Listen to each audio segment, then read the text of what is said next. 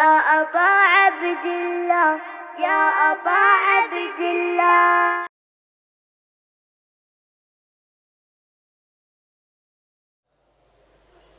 لا حول ولا قوة إلا بالله العلي العظيم.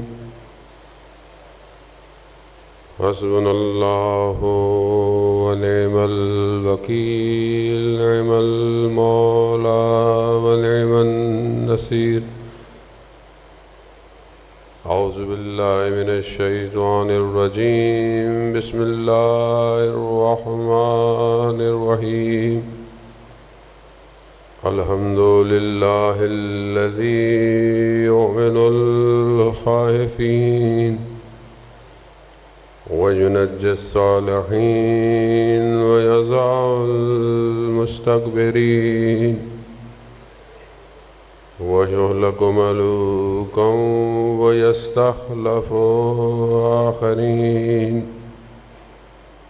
والصلاة والسلام على رسول الثقلين محبوب رب المشرقين والمغربين جد الحسن والحسين نبينا سيدنا أبي القاسم محمد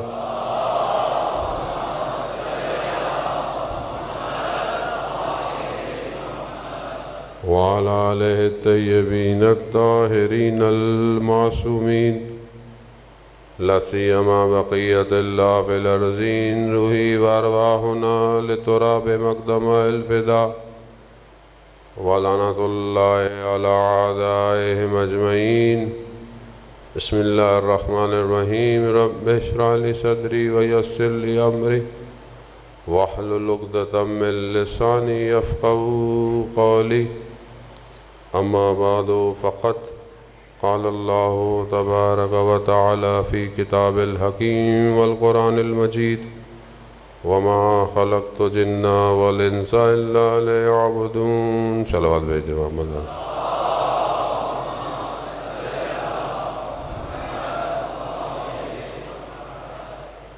عزاداران سید الشہداء، شب 9 محرم ہے اور ایک شب کا مہمان رہ گیا ہے سیدہ کا لال.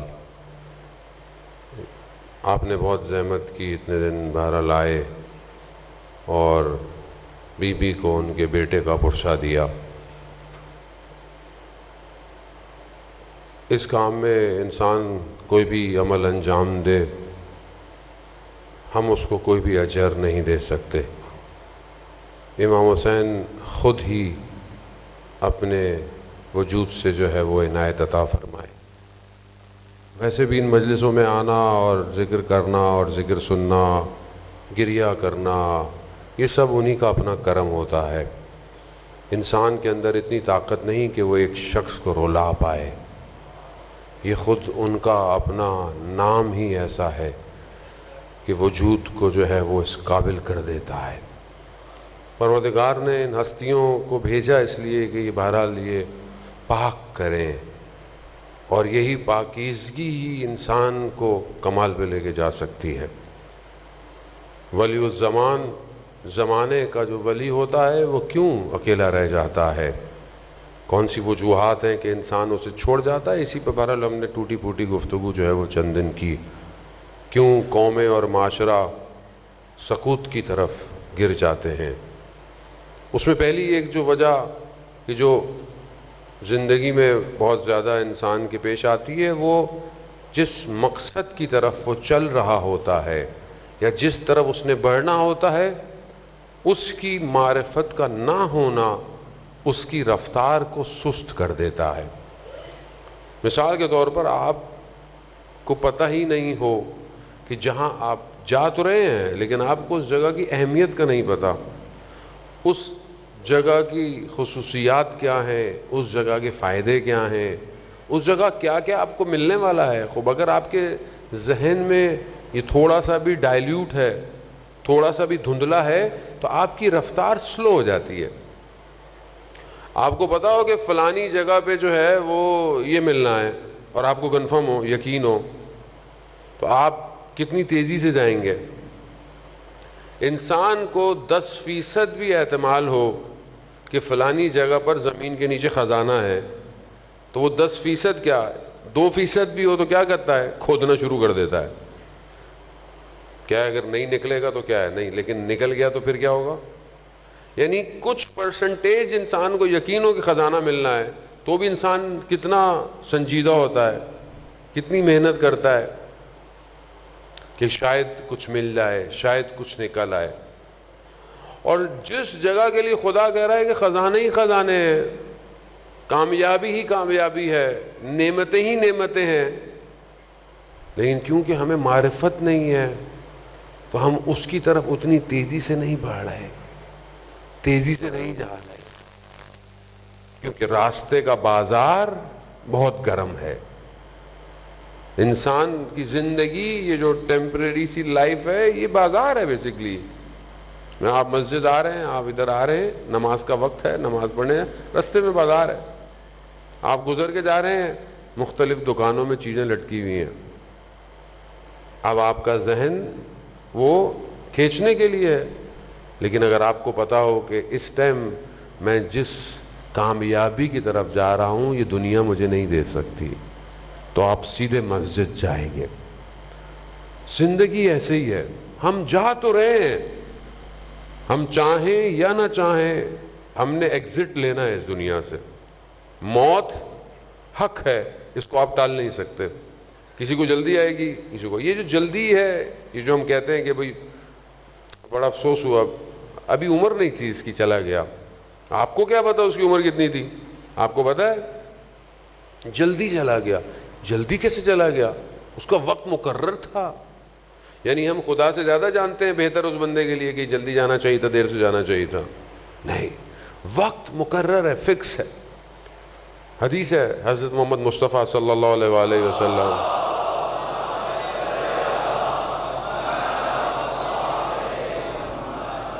رسول خدا فرماتے ہیں کہ موت تمہارے صحن میں, تمہارے گھر کے حیات میں جیسے اونٹنی بیٹھی ہوتی ہے, کب کھڑی ہوگی نہیں پتا ہوتا, کبھی بھی کھڑی ہو سکتی ہے. کہا موت تمہاری زندگی میں ایسے ہی ہے, کب آ جائے تیار رہنا چاہیے. موت کو یاد کرو. شب عاشور جہاں بہت ساری چیزیں تھیں, امام حسین علیہ السلام سے جب پوچھا گیا تو امام کیا فرماتے ہیں؟ امام نے کہا موت اور مرگ میرے لیے اس گلے کے ہار کی طرح ہے جو خوبصورتی کے لیے لوگ اپنے گلے میں سونے کا ہار پہنتے ہیں. موت میرے لیے ایسے ہے. موت خوف نہیں ہے, موت اختتام نہیں ہے, موت راستہ. لیکن اجزاء محترم کیونکہ معرفت نہیں ہے, روز عاشور جب اصحاب امام حسین علیہ السلام تھوڑا سا ہوتا تھا کہ تھوڑا سا کچھ ہوتا تھا ان کی نگاہوں میں, ان کی آنکھوں میں کہ کچھ ہو رہا ہے, زیادہ فوج ہے, امام حسین کی طرف کہتے تھے انظروا الی الحسین, حسین کی طرف دیکھو. جب امام حسین کے چہرے پر دیکھتے تھے تو ان کے اندر اطمینان پیدا ہو جاتا تھا. کیوں؟ کیونکہ امام حسین جانتے تھے کہ زندگی کی حقیقت کیا ہے.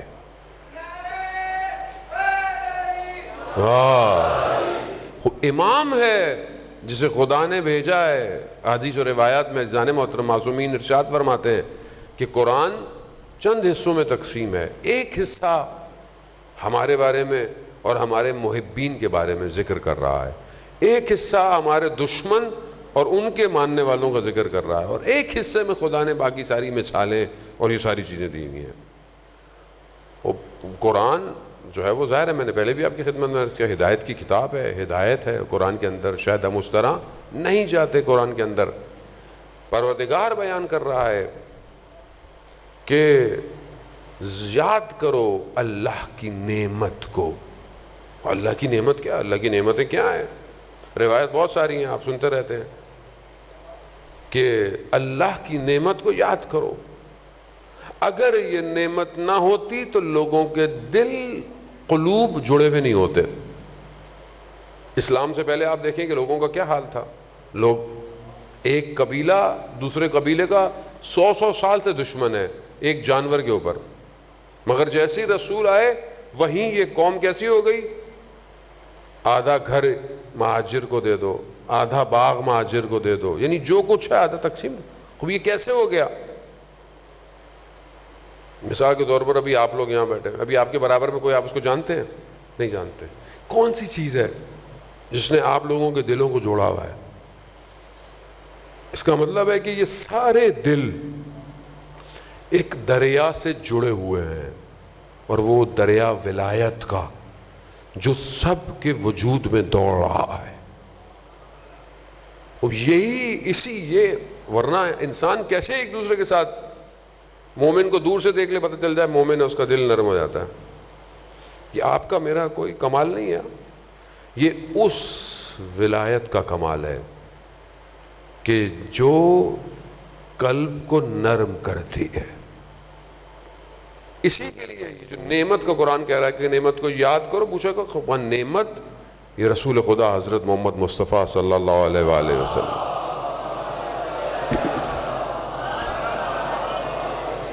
یہ نعمت رسول کی ہستی ہے، رسول کی ذات ہے۔ اگر یہ نہیں ہوتی تو کیا یہ انسان ایک دوسرے کے ساتھ ایسے ہوتے؟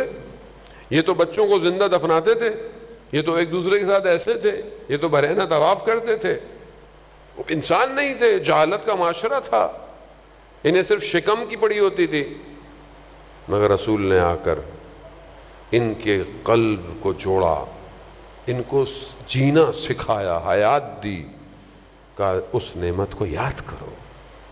آج پوری دنیا کے اندر آپ دیکھیں مسلمان، بہرحال یہ تو ہم نے اپنے فرقے کر لیے اور آپس میں دکانیں، نفرتیں، کیونکہ ظاہر ہے دشمن کا پہلا کام یہی ہوتا ہے کہ ڈیوائیڈ کر جو ہے وہ ان پر حکومت کرو۔ اگر یہ آپس میں جڑ جائیں گے تو پھر ان پہ حکومت کون کرے گا؟ ورنہ اگر آپ دیکھیں کہ اگر آپ مسلمان ہیں تو آپ کے قلب میں رسول کی محبت ہے، اور اسی محبت نے پوری دنیا کو جوڑا ہوا ہے۔ اربعین کے اندر آپ دیکھیں، رنگ دیکھیں، نسل دیکھیں، زبان دیکھیں، کب لباس دیکھیں، سب الگ ہیں، مگر سب ایک ہی مقصد پہ چل رہے ہیں۔ ایک دوسرے کی مدد کرتے، پوچھتے نہیں ہیں آپ کا تعلق کہاں سے ہے، زبان آتی ہے کہ نہیں آتی، نہیں، آپ اس کو بولتے پیاس لگ رہی ہے وہ پانی دیتا ہے، جگہ چاہیے، رہنا چاہیے، لباس چاہیے، جو چاہیے، کیوں؟ کہ ایک ہی چیز نے جوڑا ہوا ہے، حسین۔ اور ایسی حکومت ہے جو 80-90 کلومیٹر پر ہے کہ وہاں پر فداکاری ہے، اثار ہے۔ اگر آپ کے پاس جگہ ہے اور آپ دیکھتے ہیں کوئی اور آیا، آپ کھڑے ہو جاتے ہیں۔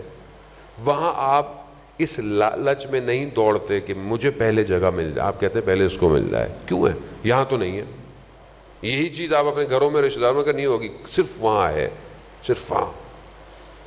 اب یہ بازار، یہ راستہ کسی اور جگہ کا ہے، دنیا کا نہیں ہے۔ دنیا کے بازار میں فداکاری نہیں ہے، اثار نہیں ہے۔ جو دشمن ہے اللہ کا اور رسول کا، اس نے جو دنیا میں، اس نے بھی لوگوں کو جمع کیا ہوا ہے، ایسا نہیں ہے کہ اس نے جمع نہیں کیا ہوا۔ لوگ بت پرستی میں جمع ہیں، لوگ مختلف جگہوں پہ جمع ہیں، دنیا میں حکومتیں آپس میں جڑتی ہیں، لیکن ان کا جمع ہونا قلب کا جمع ہونا نہیں ہے۔ یہ ظاہری فائدے کے لیے جمع ہوتے ہیں، اور اگر فائدہ ایک دوسرے سے زیادہ ہوتا ہے ایک دوسرے کو بھی ختم کر دیتے ہیں۔ لیکن امام کا کام نہ صرف امت کو یہاں جوڑنا ہے، بلکہ اصل سفر جو امت کا آخرت میں ہے وہاں لے کے جانا چاہتا ہے۔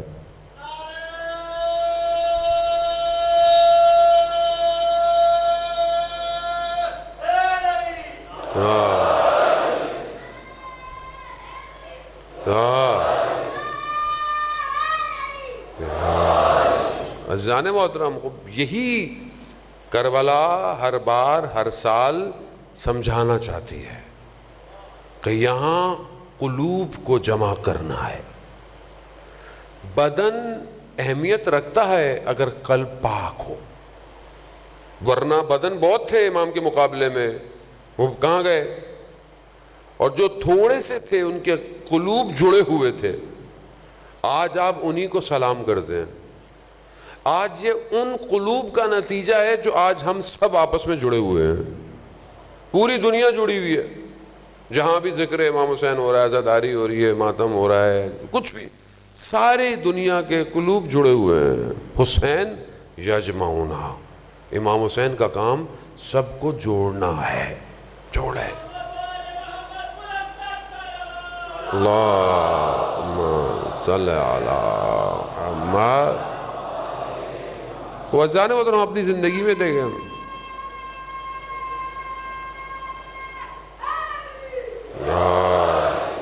ہم اپنی زندگی میں دیکھیں کہ یہ جو بہرحال اللہ نے، خدا کا شکر ہم جڑے ہوئے ہیں خوب، ہمارا قلب کیا اس قابل ہے؟ کیا یہ جڑا رہے گا؟ ہمیں خدا نے موقع دے دیا، نعمت بھی دے دی ہے، سب کچھ دے دیا، دوسری طرف دشمن بھی پوری کوشش میں ہے، وہ بھی کر رہا ہے۔ کیا ہم ذاتی طور پر انڈیویجول خدا کی بارگاہ میں بڑھ رہے ہیں کہ نہیں بڑھ رہے ہیں؟ آج کے دور میں سارا جو گیم ہے وہ یہی ہے۔ ظاہر طور پر انسان جمع ہو جاتے ہیں، ہو سکتا ہے آپ کو بہت سی جگہ، لیکن اگر جب تک آپ فردی طور پر نہیں پہنچیں گے کمال نہیں ہے۔ اگر ایک فرد بھی مضبوطی سے کھڑا ہو گیا پوری امت کھڑی ہو جاتی ہے۔ ایک فرد، اس ایک فرد کے لیے ساری محنت ہوتی ہے۔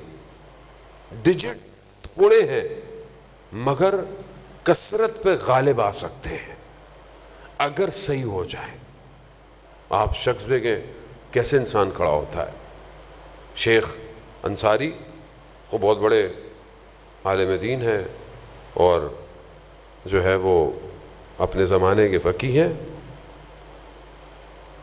عجیب کرامات ہیں۔ ایک طالب علم کہتا ہے کہ مجھے ایک بہت مشکل تھی، 2 میری حاجتیں تھیں اور شرعی حاجات تھیں، میں ہر وقت مولا کائنات کے حرم میں جا کر یہ نہیں ہوئی۔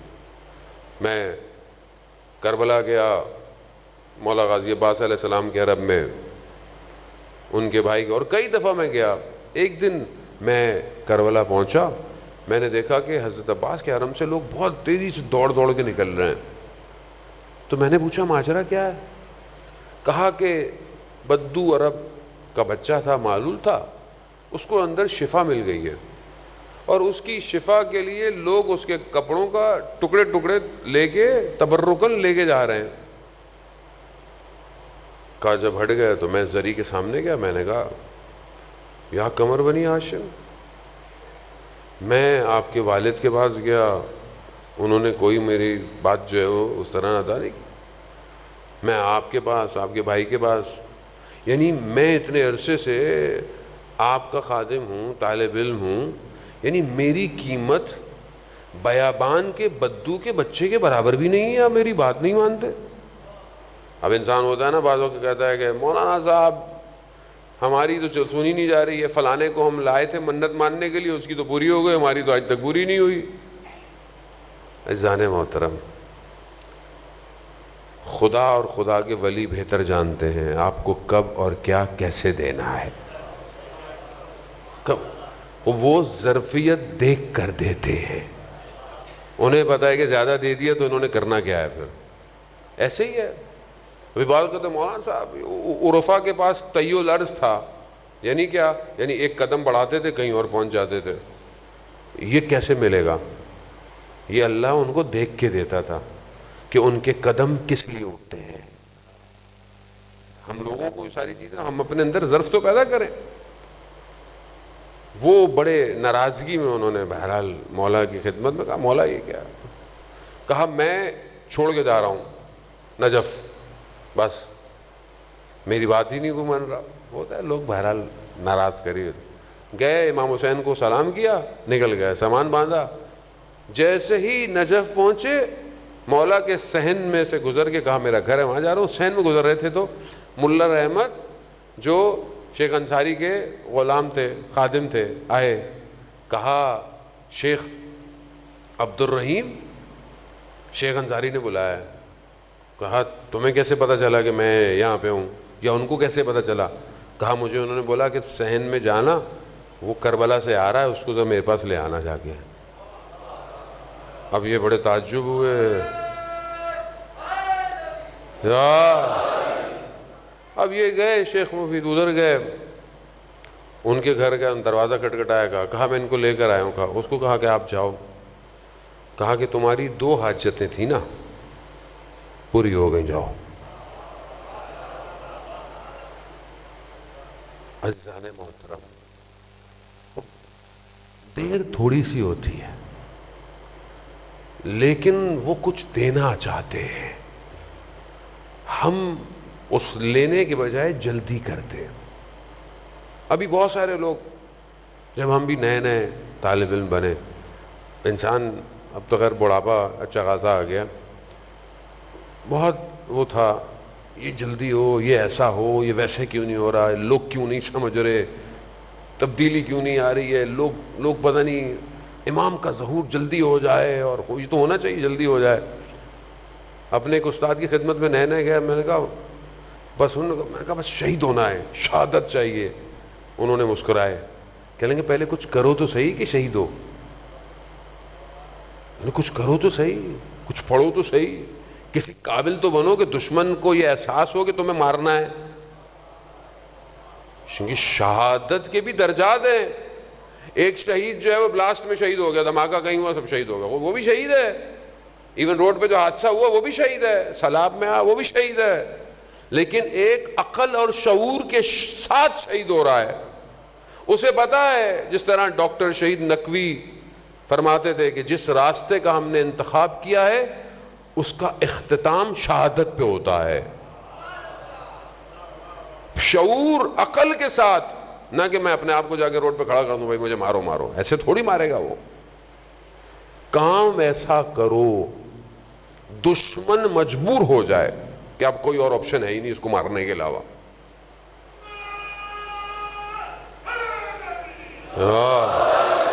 اب یہ جو ہماری بعض اوقات بچوں والی ڈیمانڈیں ہوتی ہیں، اللہ جلدی کر دے جلدی کر دے، بعض اوقات مولانا امام کا ظہور کیوں نہیں ہو جاتا، بس جلدی ہو جائے جلدی ہو جائے۔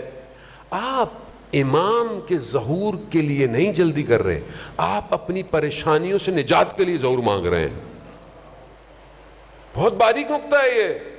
بعض اوقات میں خود گرفتار ہوں، میں اپنا فرج چاہتا ہوں، میں اپنی آسانی چاہتا ہوں کہ ظہور ہو جائے، ختم کرو یہ کہانی۔ ایسے تھوڑی ہوگا۔ جب تک آپ کو یہ احساس نہ ہو جائے کہ آپ کو امام کی ضرورت ہے، جیسے پیاس لگتی ہے شدت میں، امام کا خود قول ہے، تب تک جس طرح تمہیں پیاس کی شدت ہے، جس دن تمہیں ہمارا احساس ہو گیا ہم خود آ جائیں گے۔ تو ہم کچھ کرے تو صحیح ظہور کے لیے۔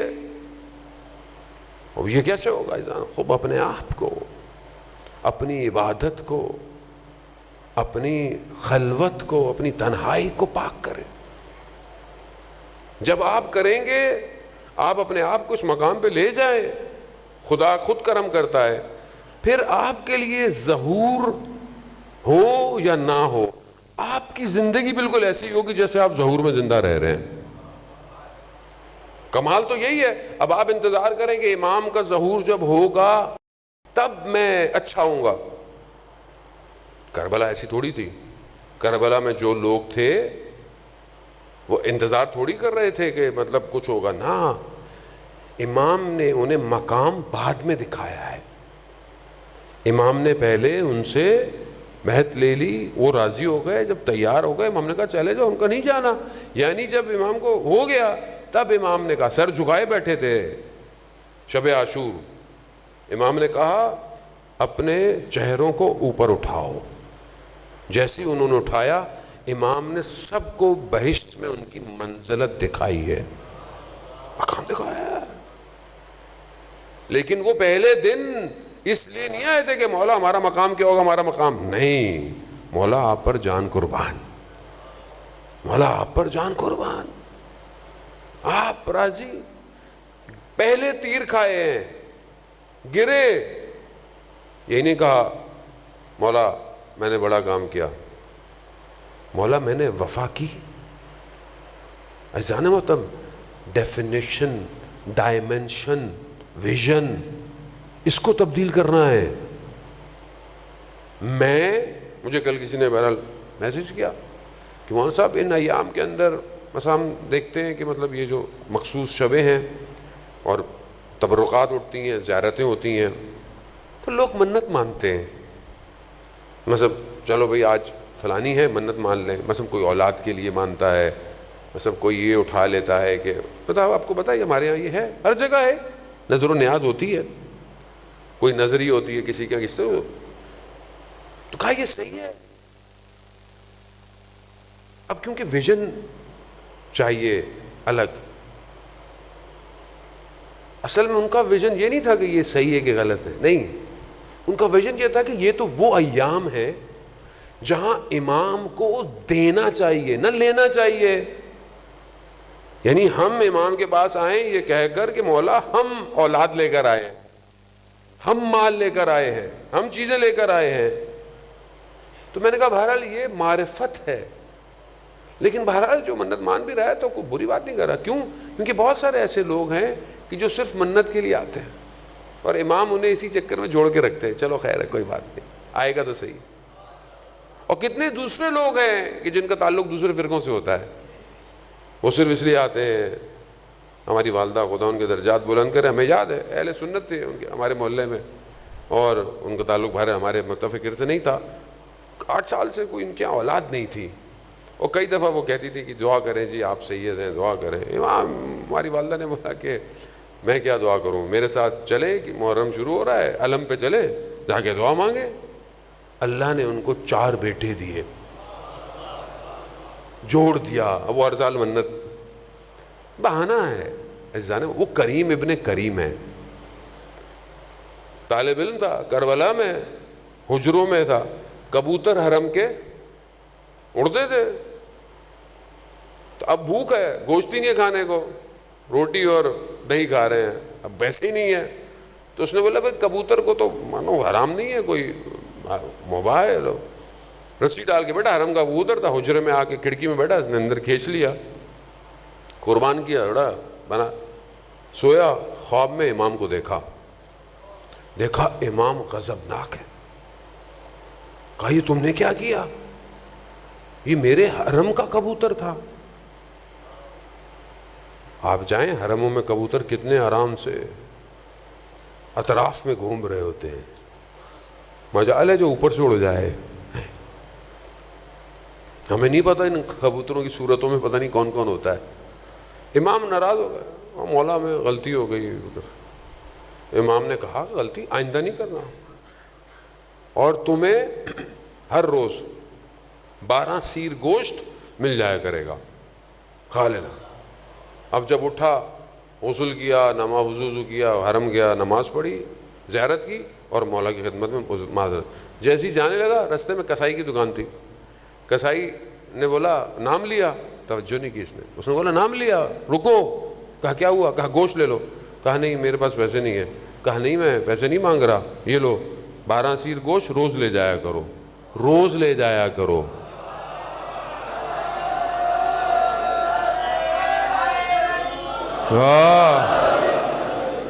اتنا گوشت، اب ایک آدمی سے زیادہ ہے. ایک آدمی جب گیا اس نے کہا گوشت تو اتنا، تو پکایا برابر والوں کو، ادھر ادھر حجرے جتنے طالب علم تو سب کو کھلایا. تو انہوں نے بولا یہ کیا ماجرا ہے؟ کہا بھی روز کا گوشت ہے. تو اس نے بولا ٹھیک ہے ہم روٹی لے آئیں گے، پکائیں گے تو روز کھاتا رہا. روز گوشت مل رہا ہے، روز کھا رہا ہے.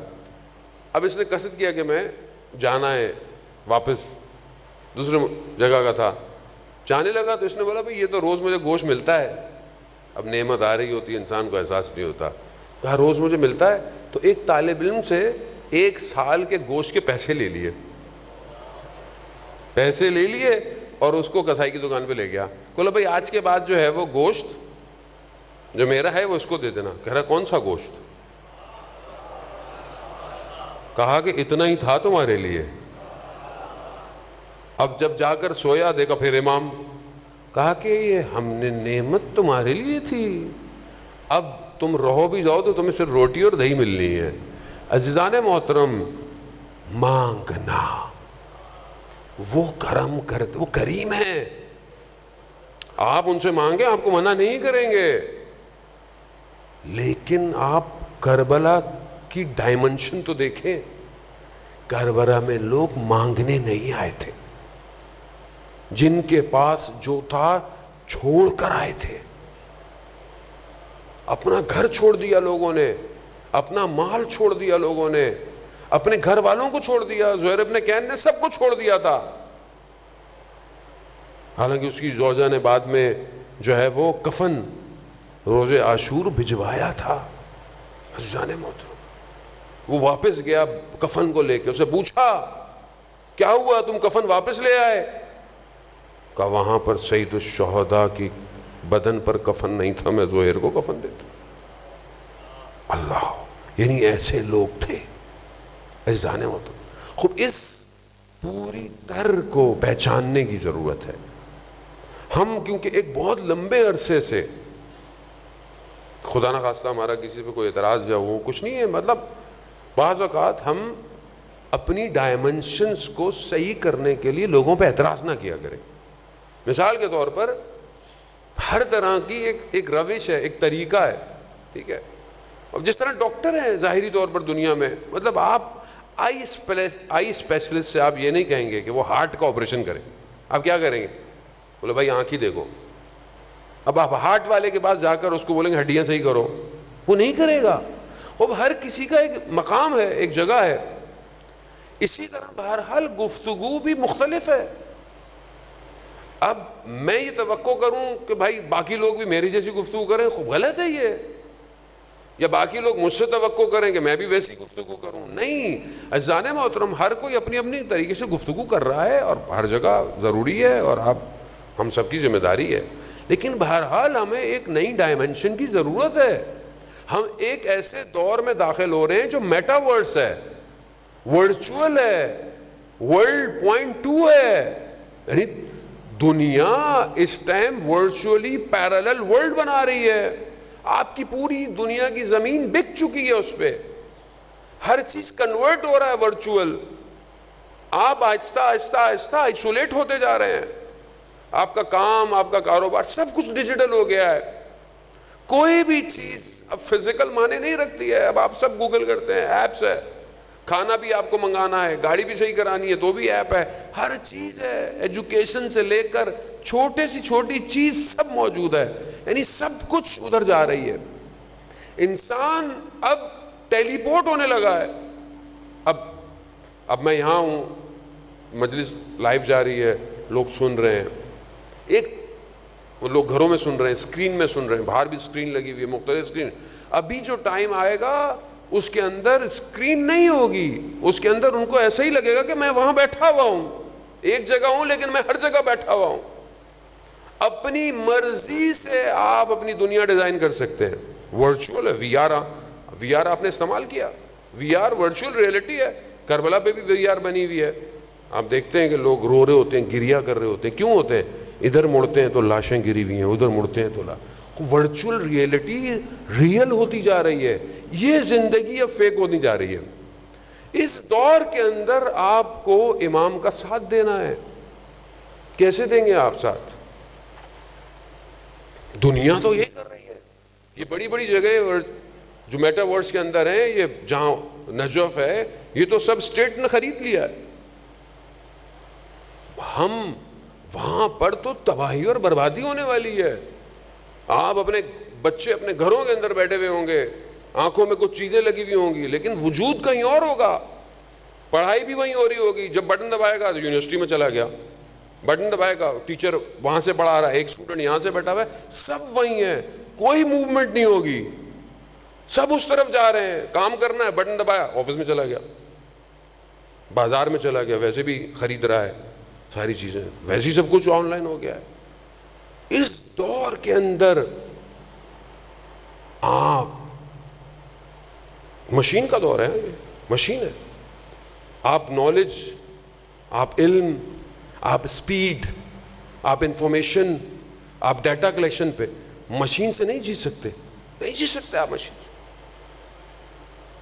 چپ کے برابر چیز ملین ڈیٹا کو لیے بیٹھی ہے. ہواؤں کے اندر پیکٹ اڑ رہے ہیں, آپ کو ٹکراتے ہیں.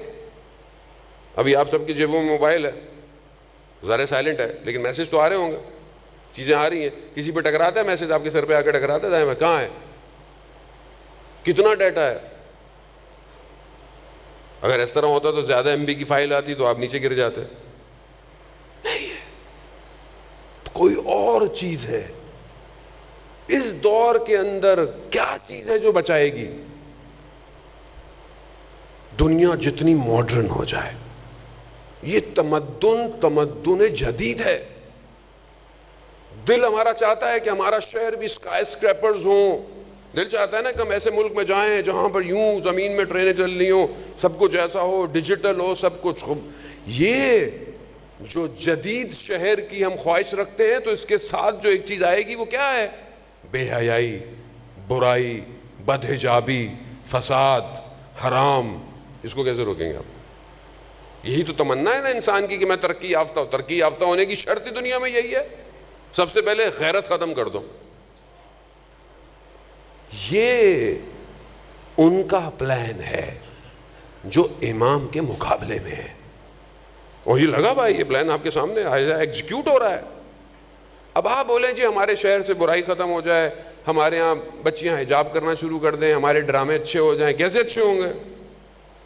کیونکہ آپ تمدن جدید میں وارد ہو رہے ہیں.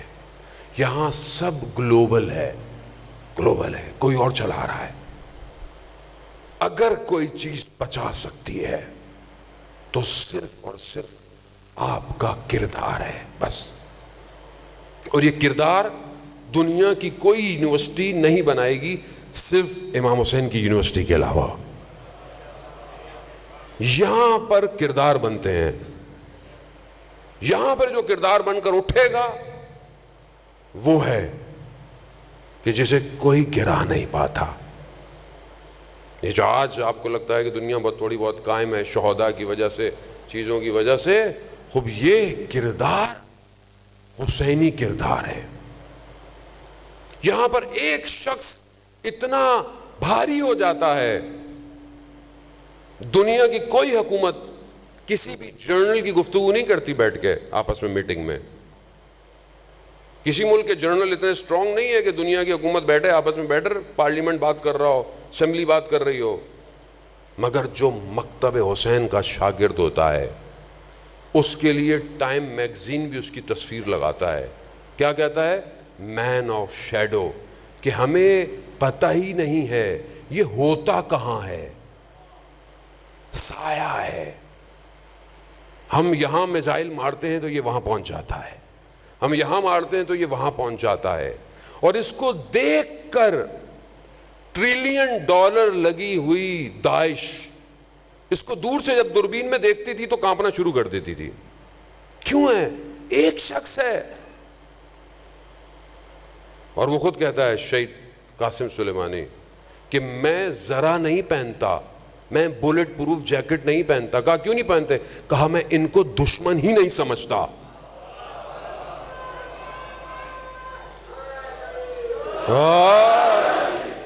خوب یہ نگاہ، اللہم صلی علی محمد. خوب یہ کیسے ہو گیا کہ ایک ہی رات میں پوری دنیا میں تصویریں چھپ گئیں اور پرنٹ، اور بشریت میں سب سے بڑا جنازہ کربلا، کاظمین، نجف، اہواز، قم، تہران، مشہد کون ہے؟ مکتب حسین کا کردار ہے جسے دنیا گرا نہیں سکتی، مٹا سکتی، مٹا بھی نہیں سکتی. وہ مار دیا، بدن کو مارا. روح آج اتنی بلند ہے کہ آج بھی خوف ہے. پرسوں بھی جو میزائل پڑے ہیں وہ ایک میگزین نے تصویر چھاپی، کہا تل اویو میں جتنے میزائل پڑیں گے سب قاسم سلیمانی کو یاد کریں گے. یہ درس کا کردار بناتی ہے. مشینیں فیل ہو جائیں گی، دنیا فیل ہو جائے گی، قوم گر جائے گی. ایک حر کا انتظار ہے، بس ایک حر چاہیے. مکتب امام حسین مذاق نہیں ہے، یہ خدا کا پلان ہے. اس پلان کو کوئی خراب نہیں کر سکتا. بہت کوشش کی تاریخ میں، طول تاریخ میں امام حسین کے حرم کو گرایا جائے، چیزیں ہٹائی جائیں، عزاداری کو روکا جائے، مارا جائے ان کو. آپ کے سامنے ہے تصویر میں نے دیکھی کابل میں دھماکہ جو امام بارگاہ میں ہوا، ایک ماں اپنے بچے کو اپنے کندھوں پہ لے کے جا رہی ہے. یہ ہے حسینیت. اسے کوئی نہیں گرا سکتا، اسے کوئی نہیں مار سکتا عزیزان محترم، مگر جگر کا خون چاہیے. جگر کا، خوف نہ ہو کہ بدن کے ٹکڑے ہو جائیں، ماں درخت ہوگا یا حسین، آپ کو نہیں چھوڑیں گے ہم۔ دنیا اسی حسین اور اسی عزاداری سے ڈرتی ہے۔ اپنے اندر پیدا کریں ظالم، معاشرے کو سمجھے امام میرا اور آپ کا انتظار کر رہے ہیں، امام کو وفادار چاہیے، وفادار۔ آج ہم جس ہستی کے لیے جمع ہیں اس کے لیے خود انسان کامل معصوم یہ گواہی دے رہا ہے زیارت میں۔ جو ہم زیارت پڑھتے ہیں قمر بنی ہاشم علیہ السلام کی زیارت، وہ چھٹے امام نے تعلیم دی ہے، خود کہہ رہے ہیں السلام علیکہ یا عبد صالح، میرا سلام ہو جو عبد صالح ہے۔ معصوم فرما رہے ہیں کہ جنہوں نے وفا کی، وفا کا مفہوم کہیں مجسم نہیں ہو پایا سوائے حضرت عباس کے۔ ہمارے جانے قربان عزیزان موت، ہم کہاں پہچانیں گے امام کو؟ تاریخ لکھ نہ پائی کہیں پر غازی عباس نے مولا کو کوئی مشورہ دیا ہو، اطاعت کا پیکر، ایثار، قربانی۔ کیوں؟ کیونکہ ماں نے تربیت ہی ایسی کی تھی۔ عباس، حضرت عباس جب 21 رمضان کی رات مولا آخری وقت ہے اور ساری اولاد امام حسن کے ہاتھ میں دے رہے ہیں، مگر عباس کو بلایا اور عباس کے ہاتھ کو حسین کے ہاتھ پہ رکھا، کہا عباس حسین کے۔ عزاداران محترم، جب یہ لٹا ہوا کاروان جب اسارت سے ہو کر اور واپس مدینہ پہنچ رہا تھا نا، علماء بیان کرتے ہیں کہ سب سے پہلے مدینہ کی دیوار پہ جس کی نظر پڑی ہے وہ حضرت ام کلثوم ہے۔ بی بی ام کلثوم نے مدینہ کو دیوار کو دیکھ کر کہا مدینہ ہم پر دروازوں کو مت کھولنا، ہم سروں کے تاج کے ساتھ گئے تھے، ہم خاکوں کو سروں پر لے کر آ رہے ہیں، ہم بھائی کے ساتھ گئے تھے، ہم بہیوں کے بغیر آ رہے ہیں، مدینہ ہمارے لیے راستے مت کھول۔ عزاداران، مدینہ میں جب یہ خبر پہنچی ہے نا، سب سے پہلے مختلف طریقے سے خبر پہنچی۔ ایک خبر یہ پھیلی مدینہ میں کہ جو کاروان گیا تھا وہ واپس آ گیا ہے۔ اب جس کے کانوں میں یہ آواز آئی کہ جو گیا تھا وہ واپس آیا ہے، وہ سمجھے جیسے گیا تھا ویسے ہی واپس آیا ہے۔ حضرت ام البنین کو بھی یہی خبر ملی، مگر جب وہ بشیر نے کہا نا کہ امام حسین کربلا میں مارے گئے، بی بی ام البنین نے پہلی سوال یہی پوچھا، مگر یہ بتا عباس زندہ تھا؟ عباس زندہ ہو اور حسین ابن علی کو کچھ ہو ممکن نہیں ہے۔ عزاداران محترم، یہ چند شب ہے، آج کی شب ہے، کل کی شب ہے، یہ 2 شب کا مہمان ہے زہرا کا لال۔ رو لیں جتنا رو سکتے ہیں، جہاں بیٹھے روئیں، تنہائی میں روئیں، گریہ کرے روئیں، خدا ہمارے قلوب کو نرم کرے۔ عرفا بیان کرتے ہیں کہ بعض مصیبتیں، مصائب ایسے ہیں جس میں وقت کے امام تشریف لاتے ہیں، ان میں سے ایک مصیبت حضرت عباس کی ہے۔ یا امام زمانہ، ہم خطاکار ہیں، ہم گناہگار ہیں، ہمارے لفظوں میں وہ جان نہیں ہے، ہمارے وجود اتنے پاک نہیں ہے، مگر آپ کے چچا عباس ہیں، آئیے آج ہماری اس مجلس پر ایک نظر کرم کیجئے۔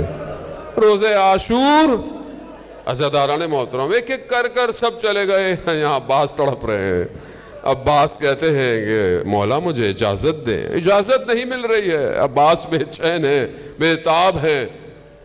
مولا نے اجازت نہیں دی، مولا نے کہا عباس تم ہمارے لشکر کے سردار ہو، تم ہمارے علمدار ہو، مولا نے کہا مولا وہ لشکر کہاں ہے؟ آزادہ مجھے اجازت نہیں ملی، مگر خیموں سے اتش اتش کی آوازیں بچوں نے دینا شروع کی، پیاس پیاس۔ بس حضرت عباس کو پانی کی اجازت ملی، عباس پانی لے آؤ، پانی لے کر آؤ۔ آیت اللہ جوادی عاملی کہتے ہیں کہ جس خیمے میں مشکیزیں پڑے ہوئے تھے شاید کبھی وہ زمین نم ہوگی جب پانی ہوگا۔ بچے ایسی امیدوں سے اپنی قمیضوں کو ہٹا کر لیٹے ہوئے، عزاداران مشکیزہ اٹھایا، چلنا شروع کیا۔ جملہ سنیں گے، آغا انصاریان فرماتے ہیں کہ جو بھی گیا ہے وہ ودا کر کے گیا ہے، مل کے گیا ہے، عباس ودا کر کے نہیں گیا۔ عباس تو پانی لینے جا رہے ہیں، عباس ودا کر کے جائیں گے، مگر کہتے ہیں کہ پیچھے پیچھے میرا مولا نے کہا عباس رکو، عباس جی بھر کے مجھے دیکھ لینے دو۔ کہا کیوں؟ کہا میں تو پانی لینے جا رہا ہوں۔ کہا عباس آہستہ، کہیں زینب کے کانوں میں آواز نہ آ جائے۔ اے میری شہزادیوں کی مظلومیت، عزاداران محترم، اب یہی تو ایک وجہ تھی کہ بس عباس کے جانے کی دیر تھی۔ بس حضرت عباس گئے، جنگ آپ سنتے رہتے ہیں۔ عزاداران محترم، حضرت عباس 4 کہتے ہیں کہ ہزاروں کی تعداد ہے جو گھات لگائے کھڑی ہے۔ حضرت عباس نے ایک ہی وار میں کہتے ہیں 80 کو جہنم واصل کیا۔ عباس حیدر کرار کا بیٹا ہے، کوئی روک سکتا تھا، مگر کیونکہ اجازت نہیں تھی۔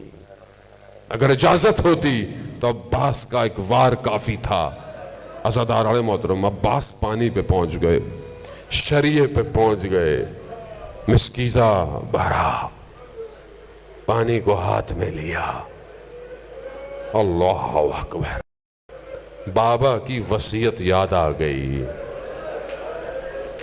بابا نے کہا تھا عباس پانی تک پہنچ جاؤ گے، مگر یاد رکھنا حسین پیاسا ہوگا۔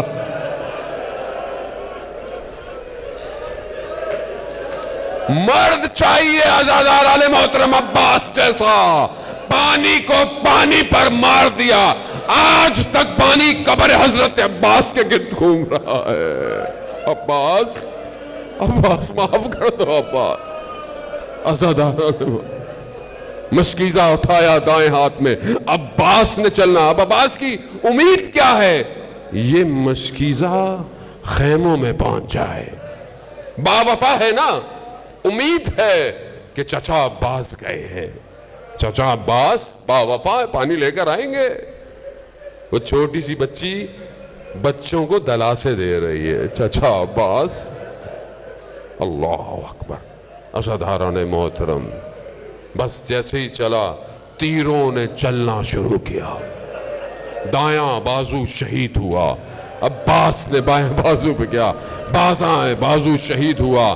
اب عباس اپنے وجود میں مشکیزہ لیے، مقاتل کہتے ہیں حضرت عباس اپنی سواری میں اٹھ اٹھ کر دیکھتے تھے خیمے کتنی دور رہ گئے، پہنچ جاؤں میں خیموں تک، مگر ایک لعین کے تیر نے عباس کی امید پہ پانی پھیر دیا۔ مشکیزے پر تیر لگا، پانی بہہ گیا۔ باوفا ہے، بدن نہیں جائے گا بغیر پانی کے۔